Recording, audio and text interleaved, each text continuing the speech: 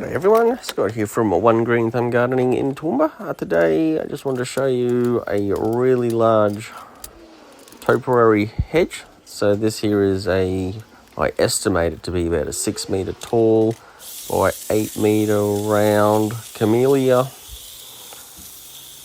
sort of a lollipop looking thing.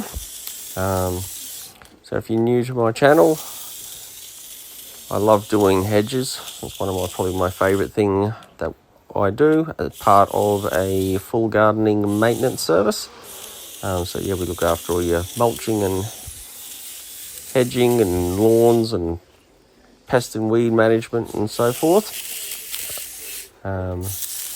If you enjoyed the video, if you can just give me a thumbs up and a like, that would be much appreciated. And I do appreciate all the subscribers out there that are helping this channel to grow. Sorry, I've been a bit distracted lately to put a couple of posts up. I have been trying, but just haven't succeeded. So I'll let you sit back and enjoy this large hedge,